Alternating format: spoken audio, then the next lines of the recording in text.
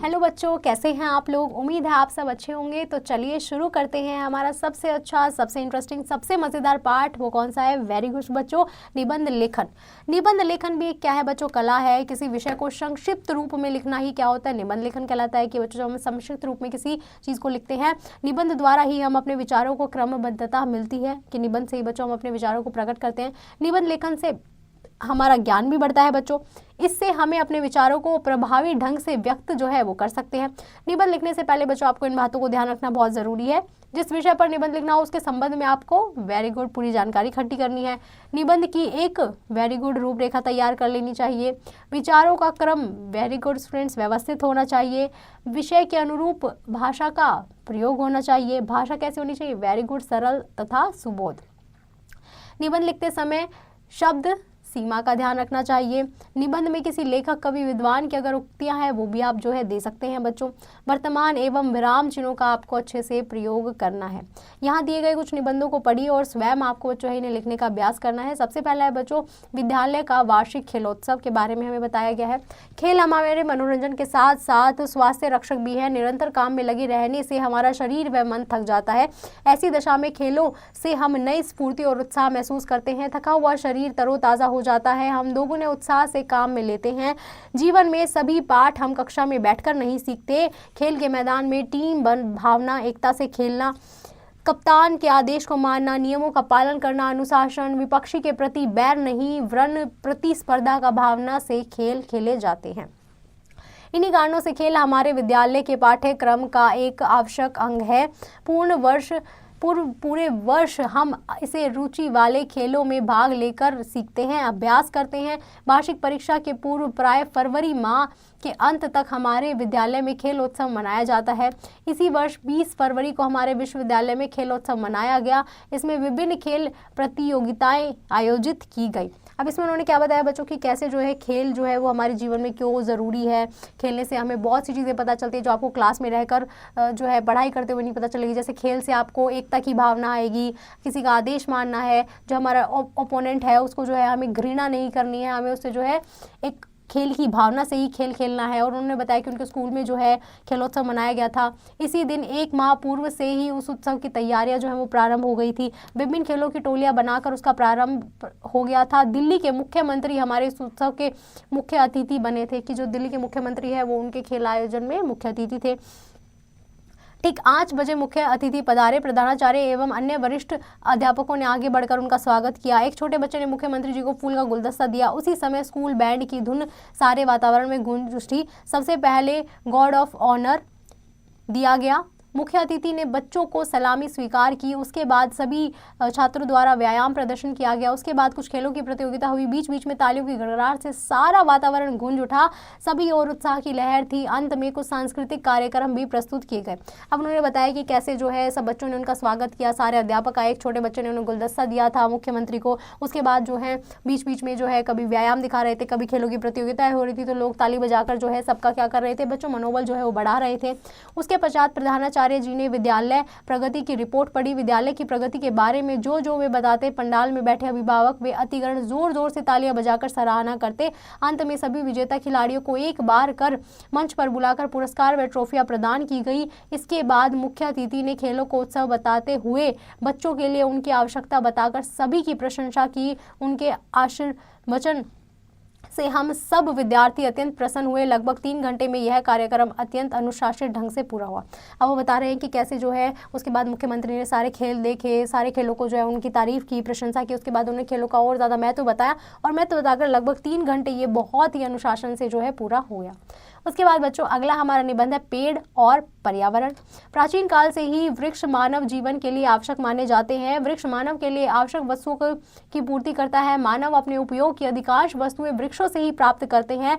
अतः अधिक से अधिक संख्या में वृक्ष लगाकर हमें उनकी देखभाल करनी चाहिए। इसमें हमें क्या बताया गया बच्चों? वृक्षों के बारे में बताया कि कैसे वृक्ष जो है हमारे लिए कैसे महत्वपूर्ण है, कैसे हमें वृक्ष को लगाकर उनकी देखभाल करनी चाहिए। पर्यावरण और मानव जीवन का आपस में घनिष्ठ संबंध है। वृक्ष पर्यावरण के प्रमुख अंग है। वृक्ष वातावरण को शुद्ध करते हैं, वे पृथ्वी पर चढ़े हुए तापमान को रोकते हैं।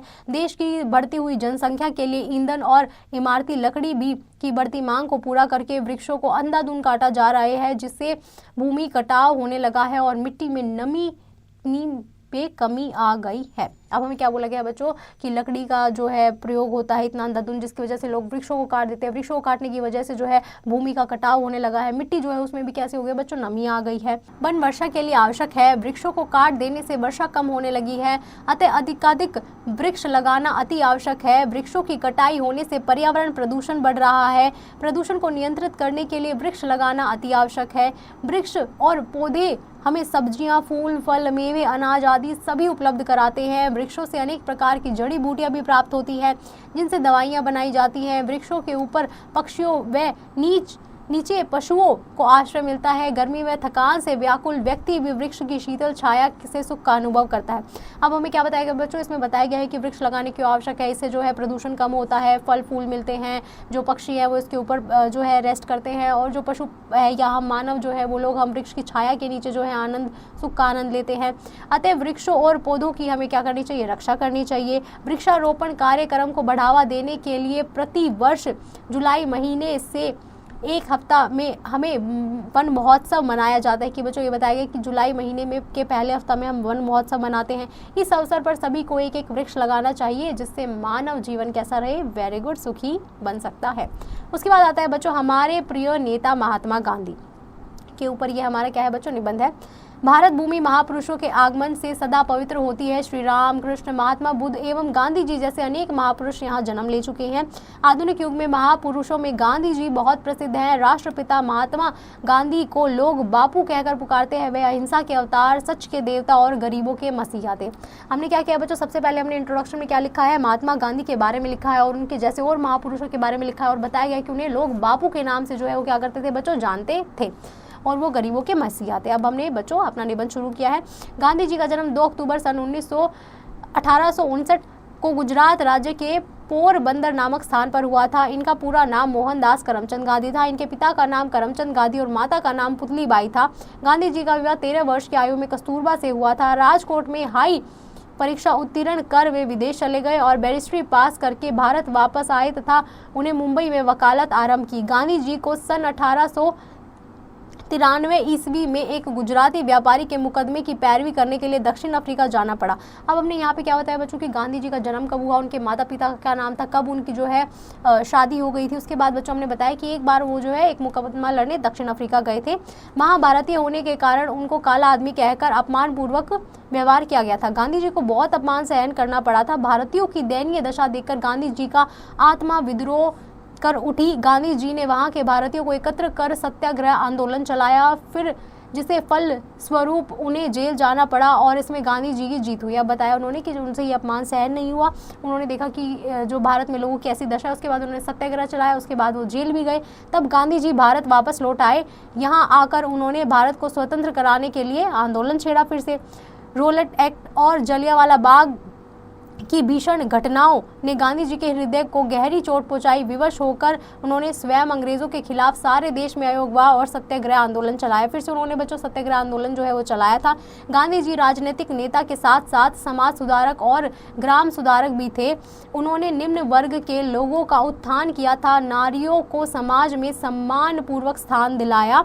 उन्होंने ग्रामों की उन्नति के लिए ग्रामोद्योग को प्रोत्साहित किया, बेसिक शिक्षा, कुटीर उद्योग और समाज सुधारक मूलक आंदोलनों का नेतृत्व किया। कि इन्होंने बच्चों बहुत सारे समाज सुधारक और ग्राम सुधारक भी थे। ये इन्होंने बहुत सारी ऐसी जो है मूवमेंट्स जो है वो चलाई थी, जिनसे जो है लोगों का विकास हो सके, जैसे कि बेसिक शिक्षा जो है, ये सब चीज़ें इन्होंने हमारे यहाँ इंट्रोड्यूस की थी।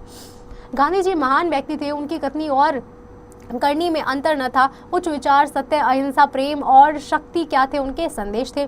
वे राम राज्य तथा हिंदू और मुस्लिम एकता के प्रबल समर्थक थे। कि बच्चों वो हमेशा क्या थे, राम राज्य को मानते थे, हिंदू और मुस्लिम में भेदभाव नहीं करते थे। देश में स्वतंत्र होने पर गांधी जी ने देश को सुखी बनाने के लिए बहुत सारी योजनाएं की थी। 30 जनवरी सन 1948 को नाथूराम गोडसे नामक एक व्यक्ति ने गोली मारकर जो है उनकी हत्या कर दी थी।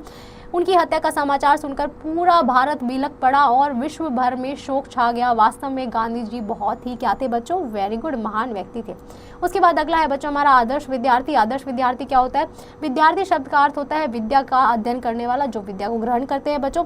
आदर्श विद्यार्थी उसको कहा जाएगा जिसके जीवन दूसरे विद्यार्थियों को प्रेरणा दे सके। आज के विद्यार्थी ही कल के राष्ट्र निर्माता है, अतः एक आदर्श विद्यार्थी में ऐसे गुण का होना आवश्यक है जो एक अच्छे समाज का निर्माण करने में सहायक होते हैं। आदर्श विद्यार्थी में ऐसे गुण होने चाहिए जिनसे भविष्य में उसका समाज में आदर हो। इस दृष्टि से आदर्श विद्यार्थी को सुशील, विनम्र, अनुशासन प्रिय, आज्ञाकारी, सदाचारी और अध्ययन प्रिय होना चाहिए। उन्होंने बोला है बच्चों कि एक आज्ञाकारी जो शिष्य होता है हम उसे कहेंगे जो हमेशा दूसरों को प्रेरणा दे, जो कभी किसी के लिए घृणा का भाव न रखे, और जिसको समाज में जो है हम उसी को आज्ञाकारी कहेंगे जो सुशील है, विनम्र है। समाज में उसी व्यक्ति को आदर मिलता है जो सुशील हो और सबसे नम्रता पूर्वक व्यवहार करे, जो सबसे अच्छे से बात करता हो बच्चों। उसके लिए सदाचारी होना ही बहुत आवश्यक है। समाज में चरित्र का स्थान बहुत ही ऊंचा होता है। विद्यार्थी को अनुशासन प्रिय होना चाहिए कि बच्चों उस विद्यार्थी में जो है अनुशासन होगा बहुत ज़्यादा। अनुशासन में रहकर गुरु की आज्ञा अनुसार कार्य करने वाले विद्यार्थी जीवन में कभी असफल नहीं होते, कि जो अपने गुरु की आज्ञा मानते हैं बच्चों वो जीवन में कभी असफल नहीं होते हैं। आदर्श विद्यार्थी अपने जीवन का एक क्रम निश्चित कर लेते हैं। उन्हें कब उठना है, कब सोना है, कब खेलना है, कब पढ़ना है, और इनके लिए हर समय जो है निश्चित होता है कि इन्हें कब क्या करना होता है। उसी के अनुसार वह अपना कार्यक्रम तय कर लेते हैं। एक आदर्श विद्यार्थी कभी आलस नहीं करता, उसमें बच्चों आलस नहीं होगा आदर्श विद्यार्थी में। वह कभी किसी काम को छोटा नहीं समझेगा। अध्ययन करने में परिश्रम की से प्राप्त की गई विद्या ही सफल होती है। आदर्श विद्यार्थी के जीवन का मूल मंत्र है सादा जीवन उच्च विचार होना चाहिए, कि मतलब बच्चों सादा जीवन हमारा सरल रहेगा और विचार हमेशा ऊंचे रहेंगे। उसे चाहिए कि स्वावलंबी बने और हमेशा अपना कार्य स्वयं करे। आदर्शों के नियमों में बंधकर ही एक आदर्श विद्यार्थी का निर्माण संभव हो सकता है। कि बच्चों ये हमें क्या बताया गया, एक आदर्श विद्यार्थी की जो है क्वालिटीज हमें इसमें बताई गई हैं सारी, कि तभी जो है एक आदर्श विद्यार्थी का जो है निर्माण हो सकता है, अगर वो हमेशा जो है दूसरों का नियमों का पालन करेगा। तो हमने इस पाठ में क्या सीखा बच्चों? निबंध द्वारा हम विचारों में वेरी गुड क्रमबद्धता आती है। निबंध में किसी लेखक, कवि, विद्वान की उक्तियां दी जा सकती है या नहीं? वेरी गुड स्टूडेंट्स, मैम बिल्कुल दी जा सकती हैं। उम्मीद है आपको यह पाठ बहुत अच्छे से समझ आया होगा। अब आप घर पर इसका बहुत अच्छे से अभ्यास कीजिए और इन निबंध को अपनी पुस्तकों में लिखना बिल्कुल मत भूलिए।